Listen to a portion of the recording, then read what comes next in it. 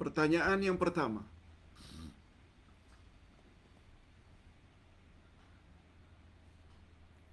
Pertanyaan pertama dan yang kedua.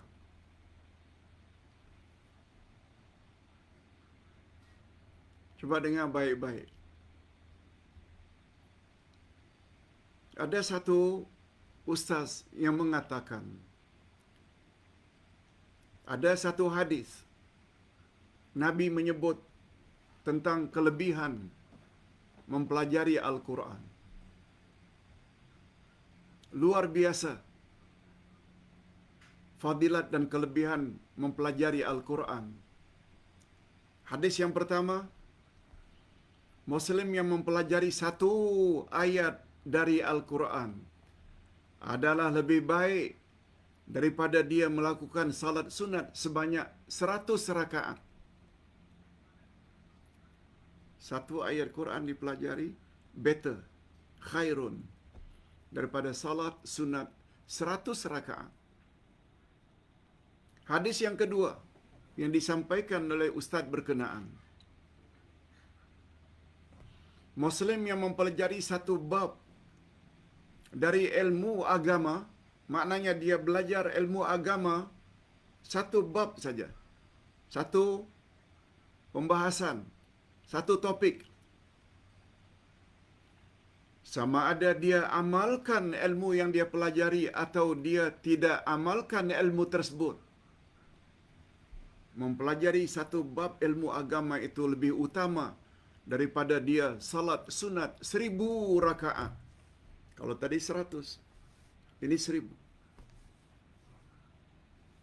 Ada jemaah yang tanya, macam mana kedudukan hadis ini Pak Ustaz? Betul, ada hadis riwayat Ibnu Majah. Tapi pakar-pakar hadis, Al-Muhaddisin, termasuk Syekh Nasaruddin Albani, beliau tulis dalam kitab beliau, hadis itu dhaif, la yasih, tidak sahih. Malah beliau sebut dalam tempat yang lain pula maudhu', itu adalah hadis palsu. Kita tak nafikan mempelajari Al-Quran sangat besar, tapi jangan gunakan untuk mendapat fadilat kalau kita sebarkan hadis-hadis yang mungkar, hadis palsu. Jangan. Cukuplah hadis sahih riwayat Imam Bukhari dan Imam Muslim. Apa kata Nabi?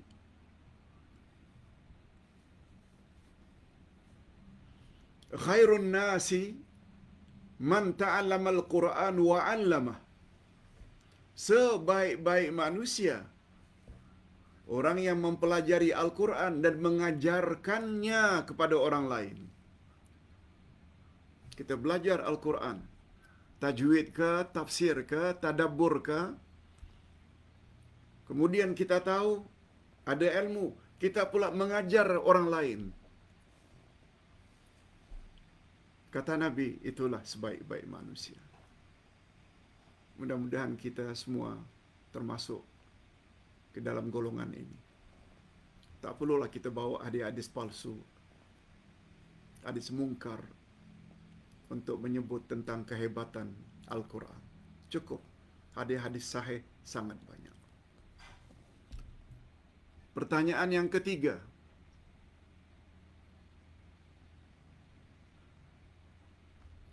bagaimanakah Pak Ustaz bunyi doa setelah kita berbuka? Yang seingat saya membawa makna telah hilang dahaga,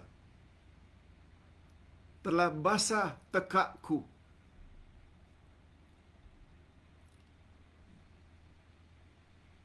Insya Allah. Demikian lebih kurang yang saya ingat. Boleh tak Pak Ustaz beri saya doanya yang lengkap? Okey.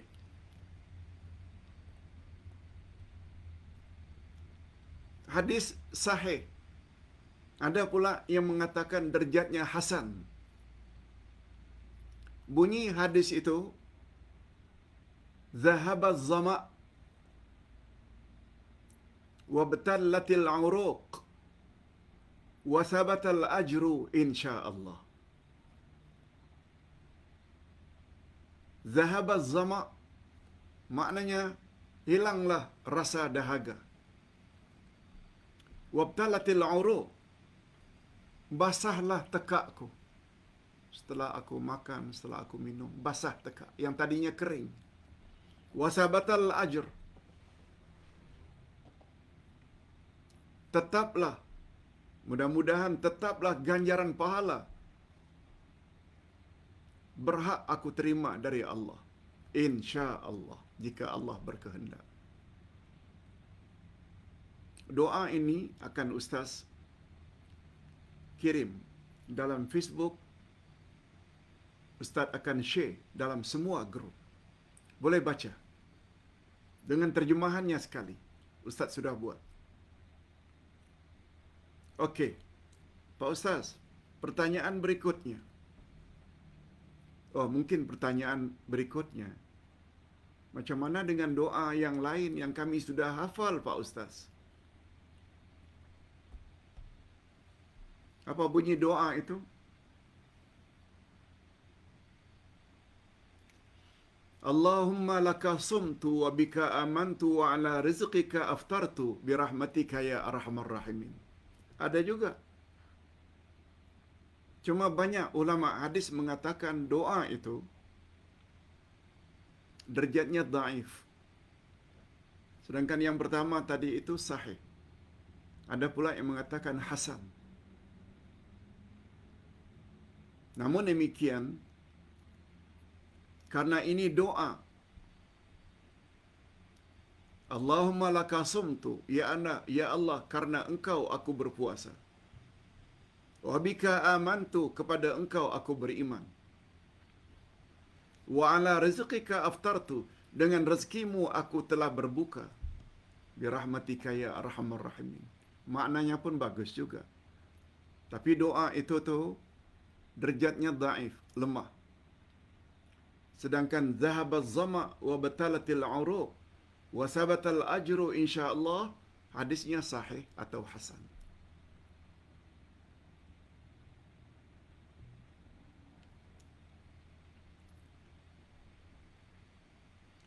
Boleh tak Pak Ustaz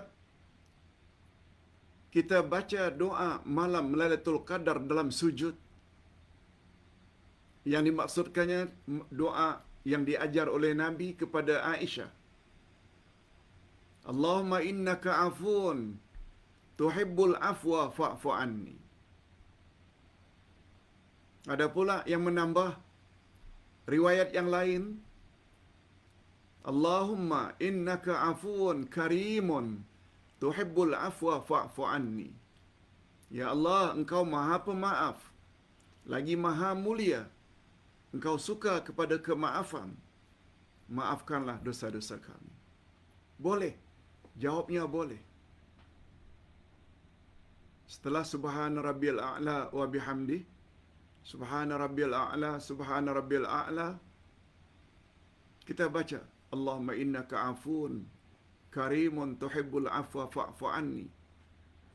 Atau doa yang kita ajar semalam. Apa dia? Subuhun Quddus Rabbuna wa Rabbul Malaikati war-Ruh. Subuhun Quddus Rabbul Malaikati war-Ruh. Juga kita boleh. Sebab Nabi katakan, tempat kamu dengan Allah paling dekat adalah ketika sujud. Oleh sebab itu, perbanyakkan doa di dalamnya, dan doa dalam sujud tidak akan ditolak oleh Allah. Malah juga boleh baca innaka afuun tuhibbul afwa fa'fu anni setelah tahiyat akhir, sebelum salam. Itu juga tempat kedua yang digalakkan kita banyak berdoa dalam salat.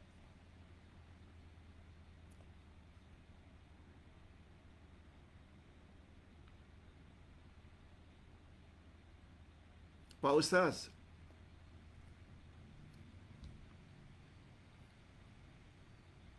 saya ada terdengar bahwa hadis anjuran Nabi supaya azan dan qamatkan anak yang baru lahir tidak sahih. Ustaz ulang. Ada hadis yang mengatakan bila kamu dapat anak atau yang baru lahir, azankan di telinga kanannya dan qamatkan di telinga kirinya. Sama ada baby itu baby boy atau baby girl. Sunat. Pertanyaannya, ada yang mengatakan hadis itu tidak sahih. Betul perkataannya itu. Sebab hadis itu dinilai oleh kebanyakan ulama hadis dhaif. Dan karena ini adalah fadilat amalan, maka para ulama membolehkan. Termasuk Imam Ibnul Qayyim di dalam kitabnya yang terkenal Tuhfatul Maulud. Tuhfatul Maulud tentang kelahiran anak, kata beliau bagus.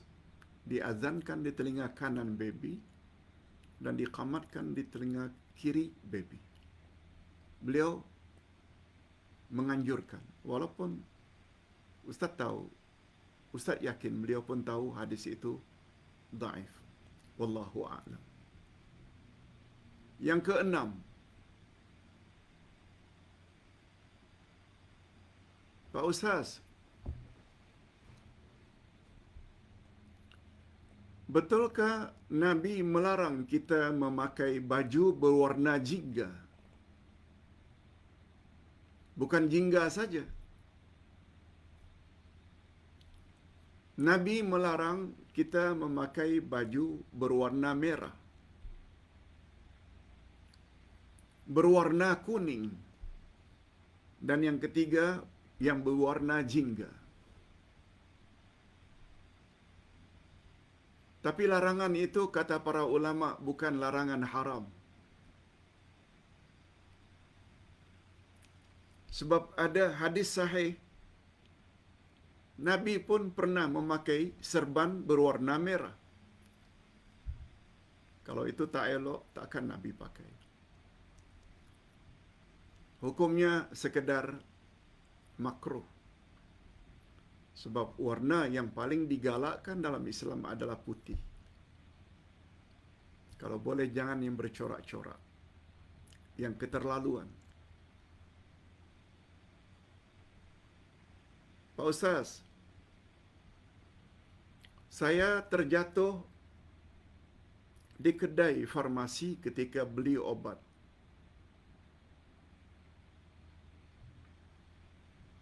Dari tempat yang agak tinggi. Ketika keluar dari farmasi, lalu tertumus. Lalu kaki saya patah.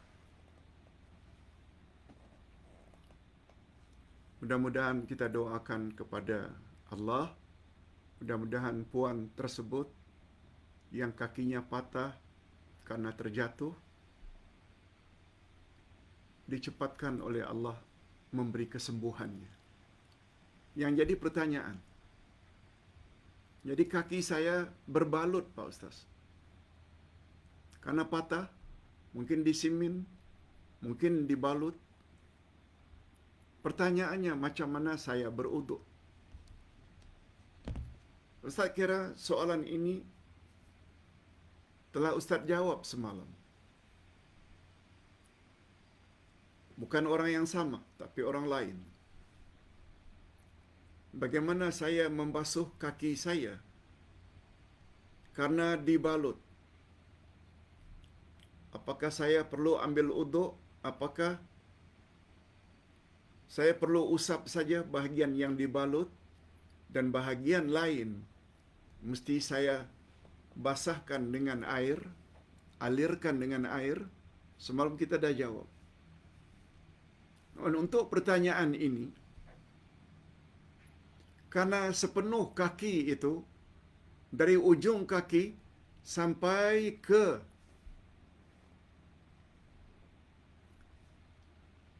tulang kering di bawah lutut, dibalut. Prinsipnya sama. Beruduklah seperti biasa, basuh tangan hingga pergelangan, berkumur-kumur, istinsyak dan istinsyar, masukkan air dalam hidung lalu dihembus beberapa kali. Basuh muka, ini tak ada masalah. Basuh tangan sampai ke siku. Usap kepala dengan tangan yang dibasahkan. Kaki yang tidak dibalut, yang tidak disimin, kita basuh seperti biasa sehingga ke buku lali. Adapun kaki yang berbalut, cukup basahkan tangan. Kedua-dua tangan basahkan. Lalu kaki tersebut kita usap. Kita usap dengan tangan kita di bahagian bawah dan bahagian atas. Selesai. Sempurna salat kita dan kita boleh lakukan salat dan sah wuduk kita dan sah salat kita. Itu penjelasan tentang beruduk bila ada bahagian uduk yang dibalut dengan balutan.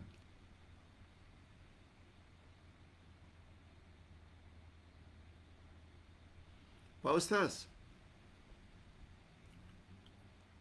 boleh tak Pak Ustaz tolong terangkan kepada saya bacaan yang betul setelah kita selesai membaca Al-Quran?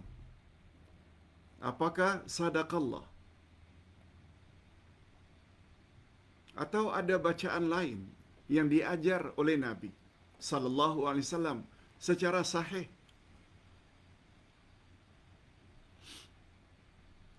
Hadirin dan hadirat, persoalan ini terdapat perbezaan pendapat dari kalangan ulama. Kalau selama ini kita baca sadaqallahul azim, sungguh benarlah Allah yang Maha Agung. Setelah selesai, wa amma bi ni'mati rabbika fahaddits, sadaqallahul azim. Andai kata itu ayat yang terakhir kita baca, kita amalkan ini zaman berzaman.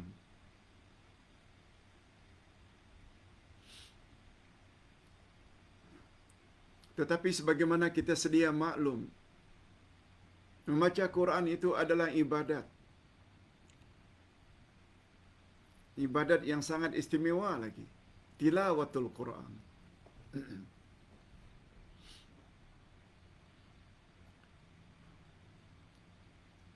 Dalam hal ini Rasulullah sallallahu alaihi wasallam pernah mengajar Aisyah,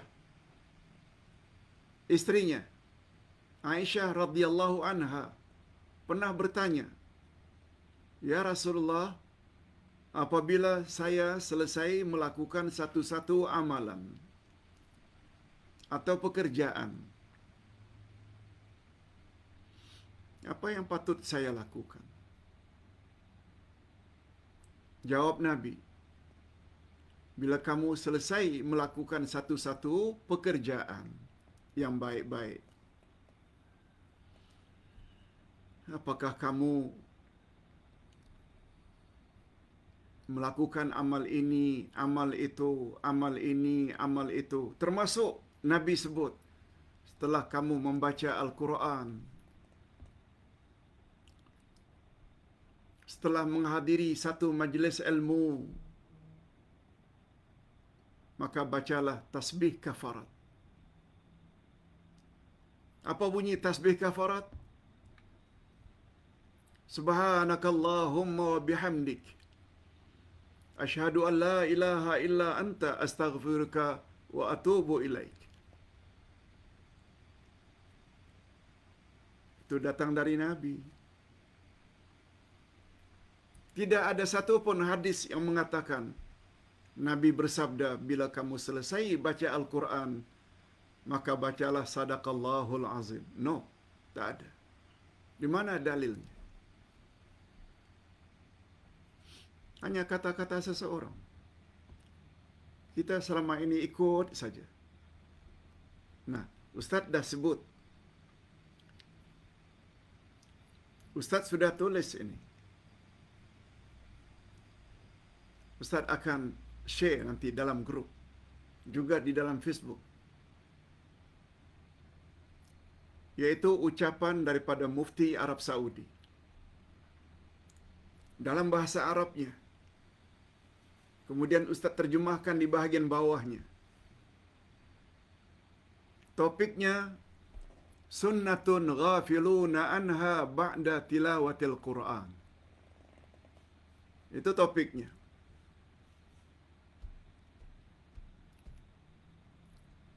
Ada satu sunnah.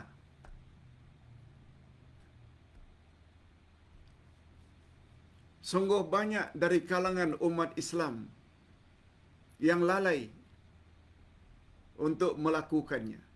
Sungguh banyak sunnah itu lalai, orang tidak lakukan. Lalu kata Mufti Arab Saudi, Syekh bin Baz rahimahullah, la taqul sadaqallahul azim. Bila selesai membaca Al-Quran, jangan kamu baca sadaqallahul azim. Qul, tetapi katakanlah, subhanakallahumma wa bihamdik, asyhadu an la ilaha illa anta, astaghfiruka wa atubu ilaik. Jangan kamu katakan sadaqallahul azim, tapi katakanlah subhanakallahumma wa bihamdik, asyhadu an la ilaha illa anta, astaghfiruka wa atubu ilaik. Maha suci Engkau ya Allah, segala puji milikmu. Aku bersaksi tiada Tuhan yang berhak disembah melainkan Engkau ya Allah. Aku mohon ampun kepadamu ya Allah, dan aku bertobat kepadamu. Itu makna tasbih kafarat. Seperti yang kita baca bila mengakhiri satu-satu kuliah. Sama dengan bacaan bila selesai membaca Al-Quran. Oleh sebab itu, bapa-bapa dan ibu-ibu, malam ini biasanya kita akan tadarus atau membaca Al-Quran sendiri. Akhirilah, bukan dengan sadaqallah, tetapi dengan tasbih kafarat. Doa penutup, termasuk penutup daripada membaca Al-Quran. Nanti Ustaz akan kirimkan, insya-Allah. Hadirin dan hadirat rahimakumullah.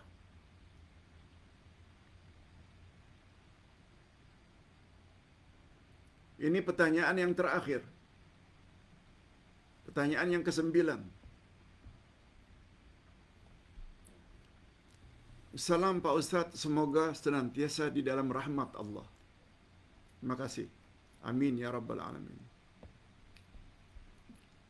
Saya hendak minta pandangan Ustaz. Masa sujud, kita tak boleh baca ayat Al-Quran kan Ustaz? Betul? Tetapi dibenarkan kalau kita baca ayat Al-Quran masa sujud sebagai doa. Betul Pak Ustaz?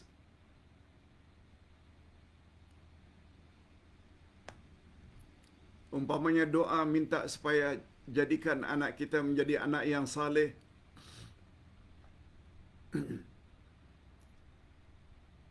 Minta diampuni dosa ibu bapa, Rabbighfirli warhamni. Rabbighfirli wali walidayya warhamhuma kama rabbayani saghira. Itu ayat Quran. Hablana rabbana hablana min azwajina wa dhurriyyatina qurrata ayun waj'alna lil muttaqina imama. Rabbana atina fid dunya hasanah wa fil akhirati hasanatan wa qina azabannar.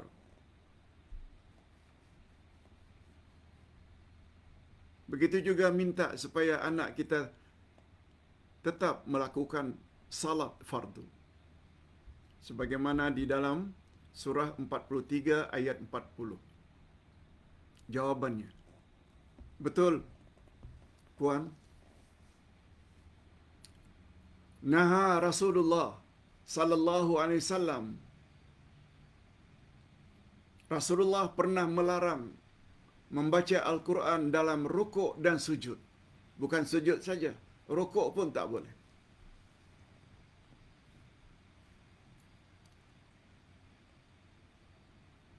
Ustaz ada sebut perkara ini dalam buku Ustaz, Pedoman Salat. Ya, Pedoman Salat. Tetapi, kata para ulama, membaca Al-Quran ketika rukuk dan sujud pernah dilarang oleh Nabi.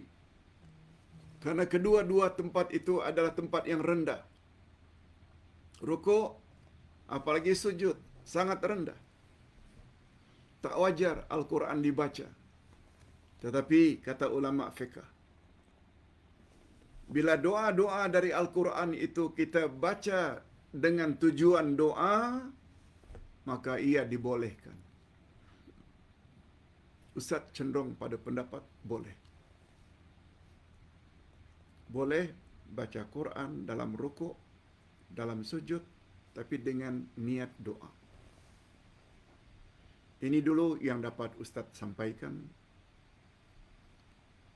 Kita jumpa lagi esok insya-Allah hari Khamis dengan pelajaran yang lain. Kita akhiri dengan doa. Alhamdulillahirabbil alamin wassalatu wassalamu ala asyrafil anbiya'i wal mursalin wa ala alihi wa sahbihi ajma'in.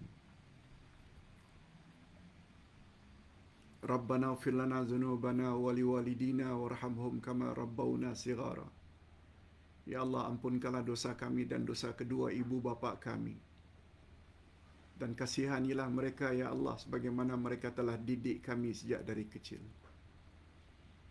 Rabbana hab lana min azwajina wa dhurriyyatina qurrata ayun waj'alna lil muttaqina imama.